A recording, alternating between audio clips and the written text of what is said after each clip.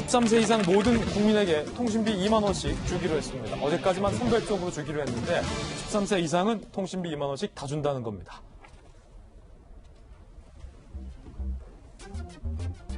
(13세) 이상 전 국민 통신비 2만 원, 정부가 쏩니다. 당청 13세 이상 국민 대상 1인당 2만 원씩 통신비 일거일 지원 추진 결정됐고요. 당초 지원 대상은 선별적이었는데 이 비판 여론에 유턴을 했다. 13세 이상 89.5% 통신비 지원 소요 재원은 9천억 원대, 7조 원 중반 규모의 재난지원금 추경 예산의 10%가 넘는 금액입니다.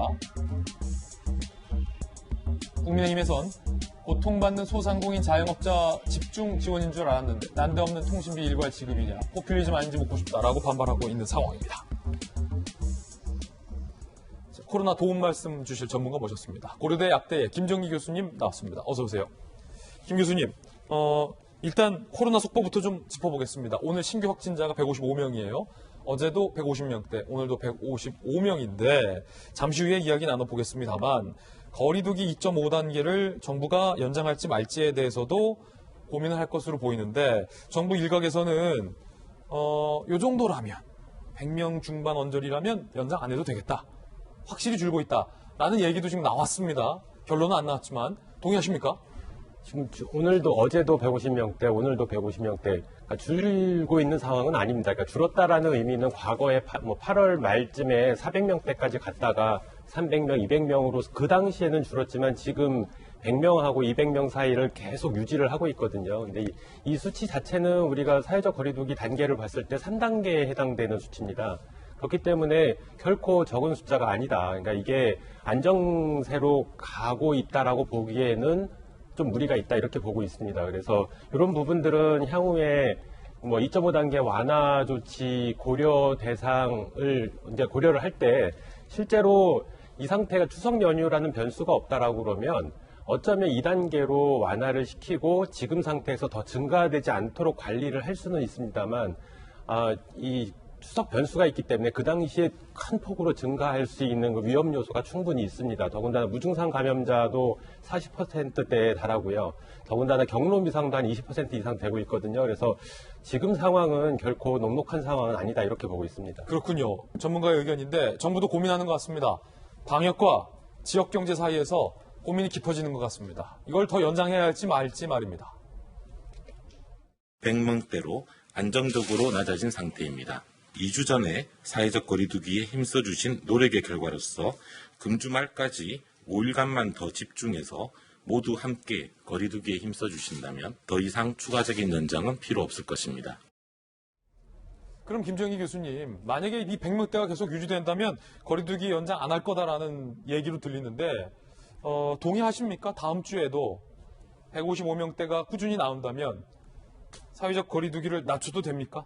앞서 말씀드린 것처럼 지금은 녹록한 상황이 아니다. 지금 낮추면 아마 큰 폭으로 추석 이후에 증가할 가능성이 충분히 있습니다. 그래서 굉장히 조심스러운 상황인데 너무 이게 경제적인 부분을 고려해서 너무 낙관적으로 보는 거 아닌가. 더군다나 지금에서 완화 조치를 하면 국민들에게 잘못된 시그널이 갈 수가 있습니다. 지금은 코로나가 괜찮구나라고 신호가 갈 수 있기 때문에 그 상태에서는 어떻게 방역망 자체 통제가 또 파괴되는, 와해되는 그런 결과를 초래할 수가 있습니다. 그렇다 보면은 향후에 추석 지나고 나서는 일일 확진자가 1000명대를 나타낼 수도 있는 굉장히 엄중한 상황이다. 이렇게는 보고 있습니다. 현대중공업에서 2100명이 코로나 검사를 받았습니다. 울산 방역에 비상이 걸렸다는 지적이 나오고 있습니다. 울산 현대중공업 직원 확진 판정을 받았고 감염 경로가 불분명해서 현재까지 현대중공업 관련 확진자가 8명으로 늘었습니다. 2100명이 검사를 받았습니다. 확진자 나온 건물 폐쇄, 해당 건물 직원 전수검사, 확산세가 감소하지 않을 시에 생산 현장 27,000명 근무하고 있는 곳까지 폐쇄 가능성이 제기되고 있는 상황입니다. 김정희 교수님, 요 현대중공업은 굉장히 유의 깊게 봐야 될 것 같아요. 예, 지금 아직까지는 역학조사 진행 중에 있고요. 그리고 해당 공장에 대해서, 건물에 대해서 전수조사 진행 중이라 상황은 좀 지켜봐야 되는데, 현재까지 8명 확진자가 추가적으로, 그러니까 7명 추가돼서 8명 나오고 있는 상황인데요. 그 중에 이제 직원 5명이 있는데, 그러니까 어제 확진된 두 분 같은 경우에는 실제로 같은 건물을 쓰고는 있지만 부서가 다른 걸로 알려져 있거든요. 네. 그러니까 밀접 접촉자로 분류되지 않았던 분입니다. 전수조사 과정에서 확진이 된 상황이라 아무래도 그 건물 자체 내에서 조금 다양하게 전파가 이루어졌을 가능성도 충분히 있다. 그래서 좀 추세는 지켜봐야 되는데 당시에 이제 가장 중요한 거는 하루 종일 근무를 하시면서 마스크를 제대로 썼느냐. 그러니까 지금 채널A 방송국 같은 경우에는 제가 이렇게 볼 때 대부분의 그러니까 모든 직원들이 마스크를 굉장히 잘 쓰고 계세요. 근데 방송국이라는 특성상 전파가 이루어지면 안 된다라는 어떤 엄중함이 있기 때문에 그렇다라고 보는데 지금 이 공장 같은 경우에는 뭐 어느 정도인지는 모르겠습니다. 이런 경각심이. 그래서 실제로 그 근무하시는 분들 중에 조금 경각심이 낮아가지고 마스크 착용을 제대로 안 했거나 뭐 이런 상황이 발생하면 아무래도 추가적으로 굉장히 많은 확진자가 나올 가능성도 충분히 있다 이렇게는 보고 있습니다. 그렇군요. 자, 다시 통신비 이야기로 좀 돌아가 보겠습니다. 박정하 전 대변인, 네. 야당에서는 아니 구분해서 준다더니 왜 이제 와서 다 준다냐? 그 비용이 1조 원에 육박한다. 포퓰리즘 아니냐라고 반발하고 있습니다. 박 대변인은 어떻게 보세요? 일단 몇 가지 사실관계에 대해서 좀 말씀을 드릴게요. 이번 4차 추경이 한 7조 원 규모인데 전액 다 국채 발행해야 되는 건이에요. 그러니까 다 빚이에요. 급하니까 줘야 되지. 그리고 대통령이 이런 말씀 하세요. 재정을 고려해서 이거는 선별 지원해야 된다. 그래서 그리고 홍남기 부총리도 비슷한 얘기를 해요. 그래서 여권 일부에서 전체 다 보편적으로 지급해야 된다라고 하는 거를 1차 판단에서는 막았었어요. 그래서 그래도 제대로 가는구나 저는 생각을 했어요. 그런데 어느 날 느닷없이 그냥 선별 지원한다고 했다가 지금 통신비 지원을 2만 원씩 한다는 거예요. 이것도 어제 2번 바뀌었습니다. 처음에는 초등학생 이하 아이들 빼고 그러니까 학생들 빼고 일부 지원하고 그다음에 20대 말에서 40대 말까지 정도가요. 뭐 일부는 또 지원 안 하고 나머지 50대 후반만 또 급한 대로 지원한다고 했다가 밤새 또 전체 다 지원한대요. 이 돈이 무려 9천억 원이요? 1조에 가까운 돈이에요. 예.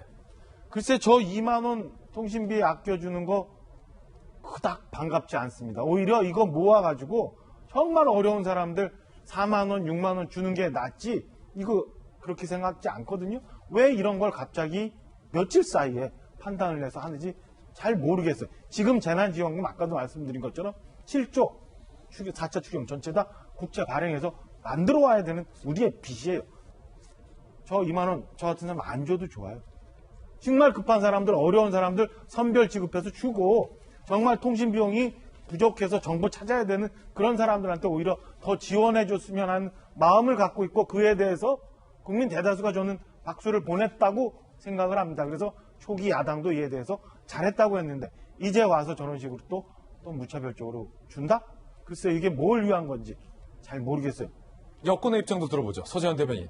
근데 저도 사실 뭐 35세, 49세 처음에 안 준다 했을 때 저도 40살이니까 저도 이제 못 받으니까 사실 기분은 나는 왜 안 주지 하는 생각은 사실 들었어요. 근데 이제 이런 여론에 의식한 부분도 분명히 있을 것 같은데 그 최초의 그 4차 추경의 목적이 선별이지 않습니까? 근데 이 선별 자체가 34세에서 49세까지도 굉장히 어려우신 분이 많이 계시거든요. 근데 이게 사실 애초에 선별이라고 했을 때 정말 무자르시 자를 수 있을까에 대한 그런 문제가 현실적으로 다가왔다라는 것이고요. 그래서 뭐 9천억 1조인데 사실 이게 세금은 재정 집행하는 것도 중요하지만 이것이 어떤 효과를 내는지가 더 중요하다. 그래서 이 부분이 정말 그 통신비 2만 원을 줬을 때 어떤 그 우리나라 경제라든지 그 1조 원 이상의 가치를 했을지에 대한 조금의 그 결과는 좀 지켜봐야 될 것 같아요. 자, 그런가 하면 초등생 이하 자녀가 있는 가정에게 김성진 기자 20만 원씩 또 주겠다고 밝혔죠? 네, 지금 아동 돌봄 쿠폰의 얘기인데 기존에 지난 4월에 추경에서 났을 때는 40만 원씩 줬었어요. 만 7세 이하. 요거를 확대를 해서 초등학교 다니는 6학년까지 다 주겠다. 다만 이 지원 대상이 늘어나다 보니까 금액은 기존에 40에서 20으로 줄었습니다. 예. 하지만 이 역시도 이 비용이 1조 원 1천억까지 예상이 되고 있는 만큼 계속 좀 지원 대상이 늘어나고 하면서 범위가 늘고 돈도 더 많이 지금 예산이 잡히고 있는 실정입니다. 그런가 하면 유력했던 코로나 백신의 임상시험이 이 돌연 중단됐다는 소식도 들어와 있습니다. 이거 어찌 된 일일까요? 지금 백신만 보고 있는 전 세계 국민들인데 영국 제약사가 개발 중인 코로나 백신이 3상 시험 중에 중단됐다. 원인을 알 수 없는 질환이 발생했다는 이유인데 이거 어떻게 봐야 됩니까, 교수님? 지금 어제자 보도 자료에 따르면 그 단순한 어떤 염증 반응으로만 나왔는데 지금 그 염증 반응의 종류, 이제 병명이 나왔거든요. 횡단성 척수염이라고 그래서 이거는 그 척수염입니다. 그러니까 척수염이 뭐냐면 말 그대로 그러니까 척추 안에는 척수라고 하는 신경세포가 있는데 거기에 염증이 발생을 한 거고요. 그러니까 원인은 정확하게는 아직까지 밝혀져 있지 않는데 대표적으로는 다양한 종류의 바이러스 감염이라든가 아니면 면역 반응 이상 때문에 발생을 합니다. 근데 이 면역 반응 이상의 대표적인 게 백신의 부작용으로 알려져 있습니다. 예. 그러니까 실제로 기존의 백신들의 부작용으로 이 질병이 발생을 하고 있거든요. 근데 중요한 거는 신경계통의 문제가 발생을 하면 감각기관이라든가 이런 것들에 이상이 생기게 되고요. 근육에 영향을 미치게 되면서 마비 증상을 일으키게 됩니다. 그래서 이게 염증 반응이 완화되면 아마 나중에는 이제 회복되는 경우도 있지만 경우에 따라서는 영구 마비까지도 발생할 수 있는 치명적인 결과를 초래할 수 있습니다. 근데 지금 아스트라제네카 백신 같은 경우에 DNA 백신인데 이게 그 바이러스 벡터를 사용을 합니다. 근데 바이러스 벡터가 아데노바이러스 벡터를 쓰고 있는데 그 아데노바이러스가 증식하지는 않는 거기 때문에 이 벡터의 증식에 의한 결과는 아닐 거라고 보고 있고 근데 이 아데노바이러스가 굉장히 면역 반응을 급격하게 일으키거든요. 그러다 보니까 이거에 의해서 면역 반응 이상이 생긴 걸로 생각이 되고 있고요.